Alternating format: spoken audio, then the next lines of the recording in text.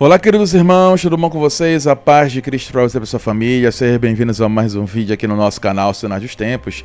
E já deixa logo seu like, compartilha, tá?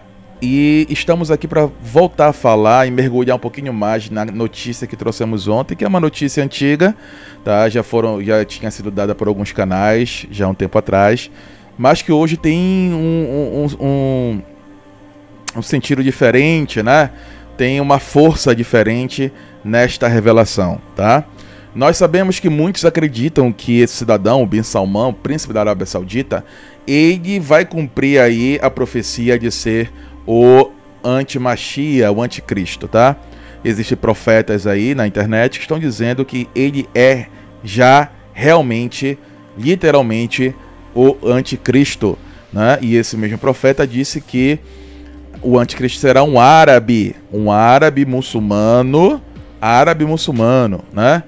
E aí, com esta notícia que estamos trazendo agora, meio tardia, mas estamos trazendo, estamos percebendo que, na verdade, com as minhas pesquisas que eu fiz agora à tarde, é muito mais séria a situação aí do que só ele ser filho de uma judia etíope, tá? A família dele, Saud, que é o pai, o patriarca, o primeiro, né? Desde 1700 e pouco, certo? Que deu justamente essa dinastia que trouxe até aqui a família, né, reinando desde aquela época, certo? Os seus ancestrais, né? A gente vai caminhando de muito hoje à tarde, ó. Tudo isso aqui em cima são olha, aqui ó, Mohammed bin Saud está aqui, ó. O primeiro Bin Salman aí, o patriarca, né? Fiz muitas leituras, fui muito atrás de vários textos. Ó, Banu Nadir, que é justamente tribos judaicas lá em Medina, tá? Tribos judaicas e cristãs que conviveram antes do Maomé, durante e depois, tá? Tribos judaicas, pesquise. Judaicas no século I, II, III, antes de Maomé. Estavam dentro, convivendo ali em Medina, ao redor da Arábia Saudita, lá dentro da Arábia Saudita. Foi por isso que o general aqui disse, né? Esses são os mesmos judeus, e é melhor dizer sionistas, cujos corações nunca se alinharam com o Islão, e mesmo com o profeta do seu tempo, que foi Maomé. Disse então provavelmente em referência à Arábia Saudita, ou seja, a Arábia Saudita é sunita, xiita e sunita. Os sunitas são mais brandos, não são tão radicais como os xiitas, que é justamente os muçulmanos ali do Irã. Então eles dizem que eles não acolheram realmente, né, o Islã no coração de verdade. Na verdade eles são judeus sionistas, né? Tem algo a ver com isso, né? E eu vou trazer para vocês aqui, olha só, antes do Islã, quando a Arábia Saudita era um reino judeu, só para poder dar mais uma informaçãozinha que a gente vai ver aqui comprovando, certo? Que há uma dúvida se os ancestrais do Bin Salman, do pai Saud, se converteram ao cristianismo ou ao judaísmo. Eles não eram convertidos à religião muçulmana. Eles eram semitas, tá? E alguns reis daquela época árabes se converteram ao judaísmo e outros não. Outros foram ao cristianismo. Tanto que existem aí reis judeus árabes que até lutaram contra Maomé, tá? Então olha só, você tá ouvindo o barulho aí de uma furadeira aqui em cima, tá incomodando. Senhor, me dá paciência, Deus. Aleluia. Olha só, antes do Islã, quando a Arábia Saudita era um reino judeu, a descoberta da escrita árabe pré-islâmica mais antiga conhecida na Arábia Saudita, datada de 470 depois de Cristo, evidentemente causou alguma consternação, dado seu contexto cristão judaico. Olha só, Em 2014, investigadores de uma expedição franco-saudita que estudava inscrições rupestres no sul da Arábia Saudita anunciaram ter descoberto o que poderiam ser o texto mais antigo escrito no alfabeto árabe, mas fizeram-no muito discretamente, talvez porque o contexto dos textos seja algo embaraçoso para alguns. As cerca de uma dúzia de gravuras foram esculpidas no arenito mácio das passagens nas montanhas ao redor de Bir Hima, um local a cerca de 100 km ao norte da cidade de Najran, que ao longo dos milênios foi coberto com milhares de inscrições por viajantes e autoridades que passavam. Convenientemente, pelo menos 2 dos primeiros petróglifos árabes descobertos citavam datas de um calendário antigo, e epigrafistas especialistas calcularam rapidamente que o mais antigo correspondia ao ano de 469 a 70 d.C. Olha agora. A descoberta foi sensacional. A primeira inscrições antigas usada esta fase pré-islâmica da escrita árabe foram datadas pelo menos meio século depois e foram todas encontradas na Síria, o que sugeria que o alfabeto usado para escrever o Alcorão tinha sido desenvolvido longe do berço do Islão e de seu profeta. Olha só. No entanto, o anúncio da descoberta foi moderado. Alguns meios de comunicação franceses e árabes resumiram sucintamente as notícias, saudando o texto como um elo perdido entre árabes e os alfabetos anteriores, utilizados anteriormente na região, como o Nabateu, que é um povo aí, né, antes do árabe.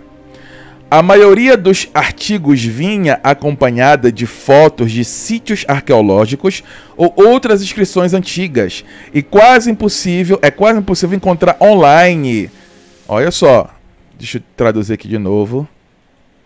É quase impossível encontrar online. Cadê? Tá aqui.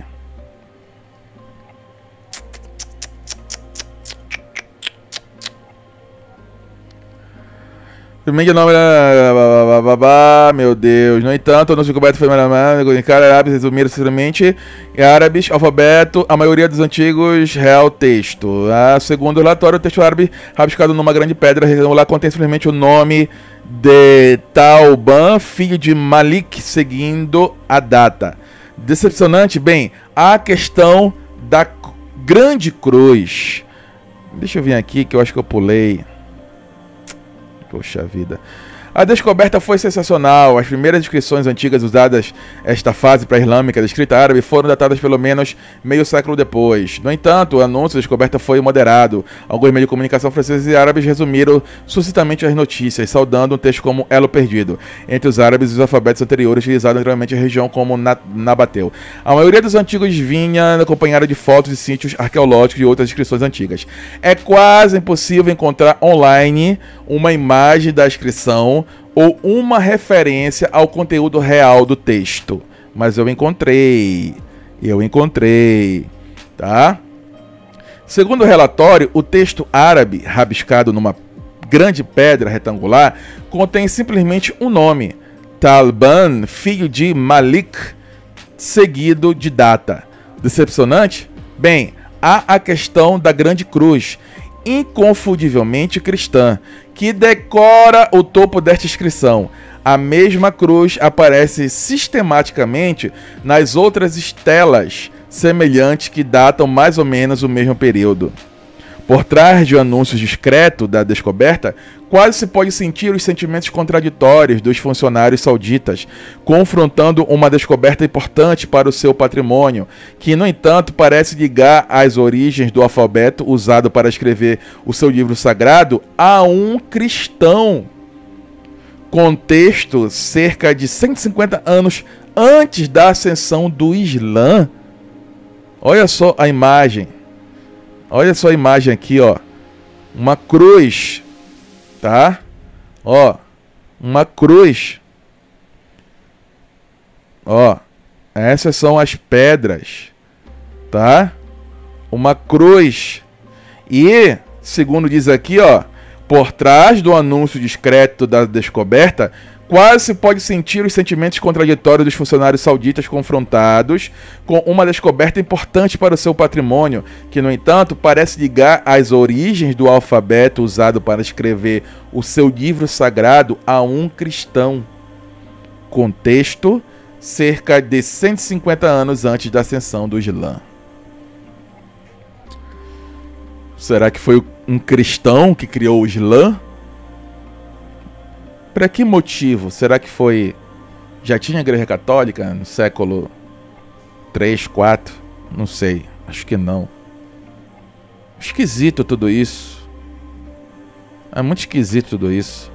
Uma maior consternação pode ter surgido ao perceber que estes não são apenas o legado de uma outrora numerosa comunidade cristã, mas também está ligado a uma história de um antigo reino judaico que outrora governou grande parte do que hoje é o Iêmen e a Arábia Saudita. Tudo muito esquisito, né? Cristão, certo?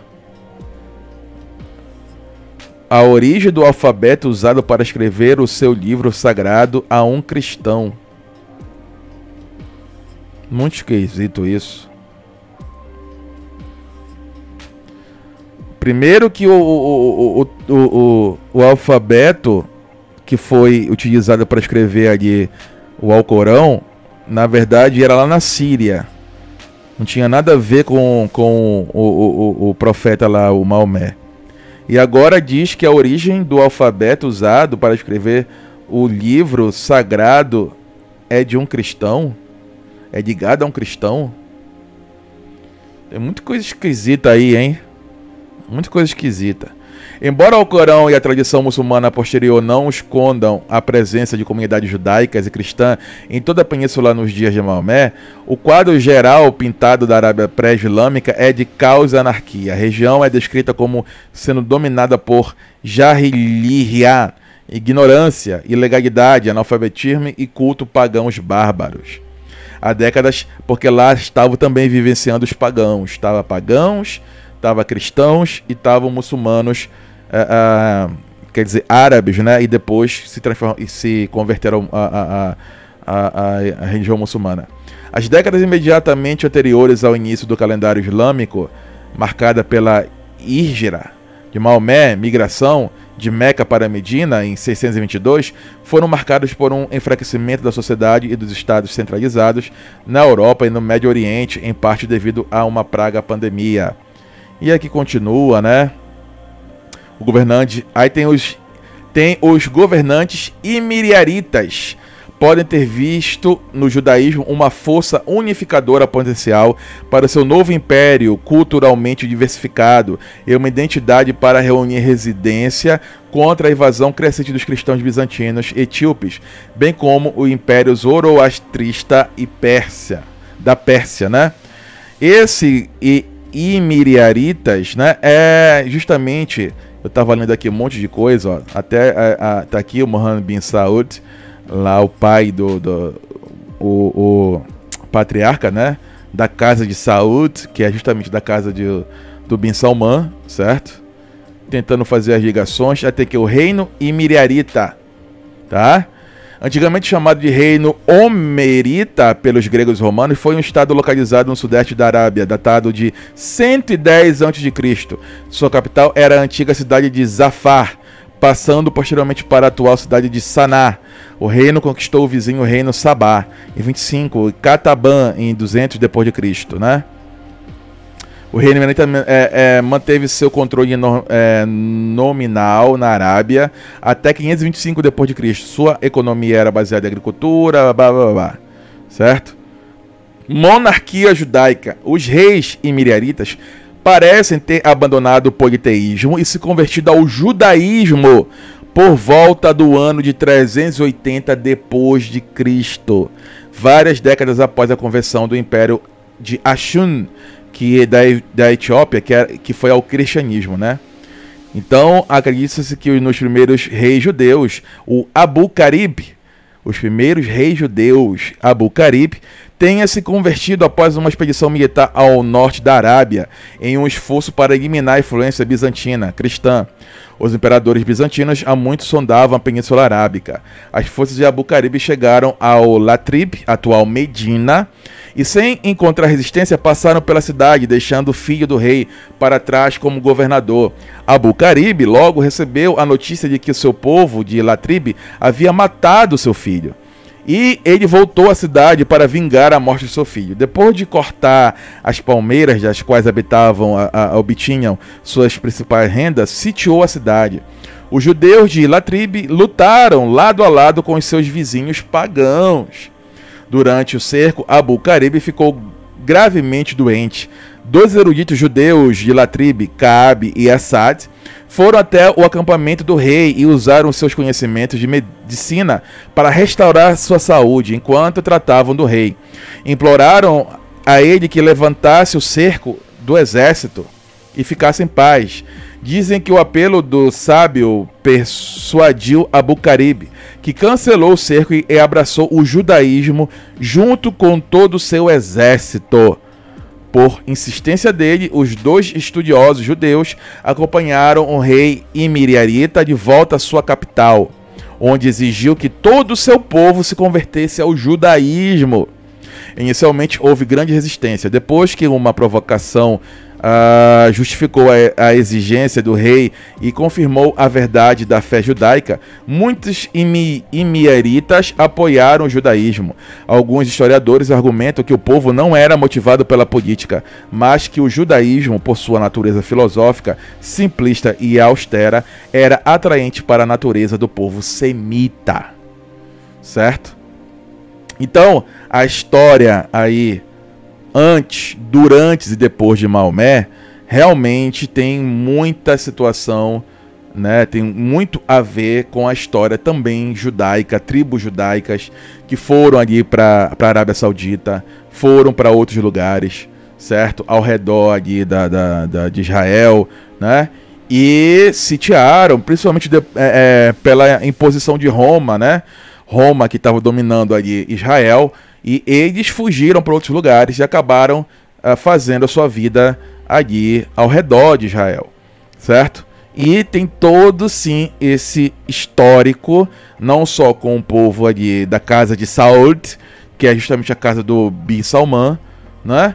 Mas também de várias outras dinastias, várias outras famílias árabes, que, na verdade, são tribos, né, descendentes, muitos deles descendentes, né, de tribos judaicas. É por isso que o Irã acusa aí, né, a Arábia Saudita de, na verdade, nunca ter se aninhado ao Islã, nunca ter recebido a palavra do Islã realmente de verdade, tanto que eles são sunitas, um muçulmano mais brando, tá? E tem esse confronto, essa guerra entre Arábia Saudita e Islã, por isso que a Arábia Saudita quer uma união com os Estados Unidos e Israel para fornecer proteção contra o Irã, tá? Porque tem essa rixa aí, e o Irã acusa justamente a Arábia Saudita de ser descendentes, não só descendentes, mas ainda assim serem judeus, sionistas, né, com coração não aninhado com o Islã, tá? E não reconhecendo o que o profeta do seu tempo, que justamente foi Maomé, falou, certo? E, enfim, certo? É essa a história, tá? É essa a história, certo? E isso traz aí alguns pensamentos, né? Sobre esse Machia, que muitos dizem que pode ser um mestiço, pode ser realmente um judeu rabino. Eu acho muito difícil, a não ser que seja realmente uma situação de desespero, que eles tanto querem esse templo, né? Pode ser uma situação de desespero eles aceitarem um mestiço como o Bin Salman. Porque o Bin Salman, ele é príncipe e tá querendo ter nas mãos todas os três locais mais importantes para o Islã. Inclusive o monte do templo ali com a cúpula dourada. E ele disse que a Al-Aqsa, na verdade, não é ali. Tá? É em outro lugar, se não me engano, lá em Cairo, lá no Egito, que está a verdadeira Al-Aqsa. Aquilo ali é só para impedir, como foi justamente dito até por líderes do Hamas, né, acusando Israel que querem tirar a cúpula para trazer o templo. Tá? E eu sempre digo que os muçulmanos são a mão de Deus, né, nessa situação aí de cumprimento profético, impedindo que os próprios judeus possam, na marra, trazer aí outro templo, indicar aí o seu Messias. Desde o século 6, 7, essa mesquita ali está no lugar, está em cima da pedra fundamental onde Abraão iria fazer o sacrifício do seu filho e Deus impediu. Tá? Desde aquele século, do século 7, se eu não me engano, até agora. Impedindo. Para mim, né, independente se foi quem foi que criou o Islã, enfim, né, a religião muçulmana, se foi o próprio cristianismo, se foi, para mim não importa muito, porque o que importa é que os muçulmanos estão impedindo, né, que essa profecia talmúdica, profecias rabínicas, possa se concretizar, que é justamente trazer o terceiro templo e eles revelarem aí o Mashiach deles. E, enfim, né? Já falei aqui da situação do imperador Juliano, que tentou já trazer o terceiro templo. Né? Você sabe o que aconteceu. Certo? Então é isso, meus irmãos e irmãs. Realmente, pesquisas e pesquisas nós fizemos agora a tarde toda e comprova que não só a dinastia aí de Saud, né, do Bin Salman, mas outras também famílias são aí realmente descendentes de tribos judaicas que estavam ali na Arábia Saudita, né, hoje Arábia Saudita, né, antes, durante e depois de Maomé. Tá? Então, era isso que eu vou falar para vocês. Obrigado pela sua presença aqui. Deixe seu like. Deus abençoe. Até a próxima e tchau, tchau.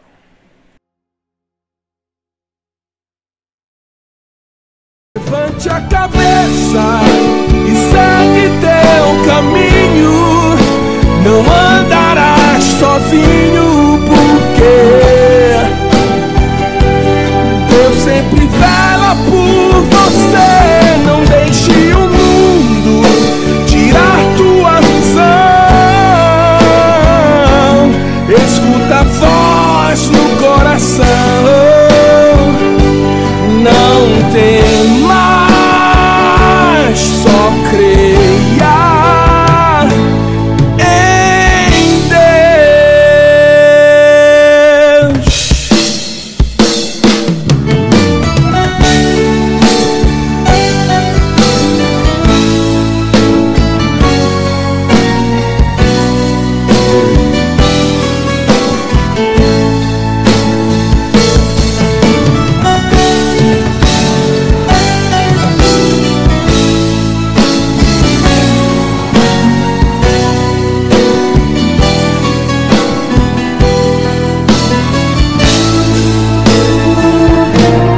Levante a cabeça.